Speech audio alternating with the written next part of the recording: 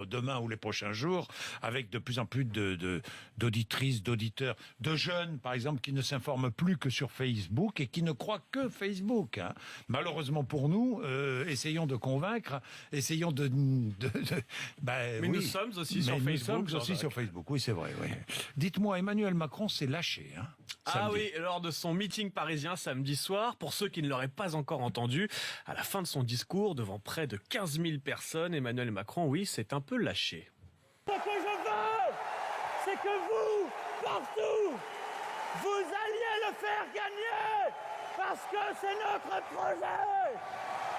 Vive la République, vive la France. Une séquence qui a évidemment tourné en boucle tout le week-end sur les réseaux sociaux. Visiblement, il n'est plus en marche mais en roue libre, écrit un internaute. Trop mignon, le bébé Macron qui mue en direct, selon un autre. On estime que les contrôles antidopage ne devraient pas être réservés aux seuls sportifs. On dirait moi complètement torché en fin de soirée quand je me prends pour le roi du monde, dit un internaute. Je pense qu'à son prochain concert, Macron va se jeter dans la foule. Mais surtout, c'est évident, Macron drague ouvertement l'électorat portant des aides auditives. Un nouveau candidat à la primaire de la gauche, l'ancien ministre Vincent Peillon, qui s'est déclaré candidat hier soir sur France 2. Alors on va essayer de comprendre. Après le tout sauf valse avec Montebourg, le tout sauf valse Montebourg avec Hamon, voici le tout sauf valse Montebourg-Hamon avec Peillon. Voilà comment un internaute essaye de résumer cette candidature. Certains notent que Vincent Peillon s'est fait très discret dans ses fonctions d'élu ces dernières années. Avec 5 minutes d'interview, Peillon a donc passé plus de temps sur le plateau de France 2 qu'au Parlement européen depuis 2014. Rappelons qu'il est élu européen.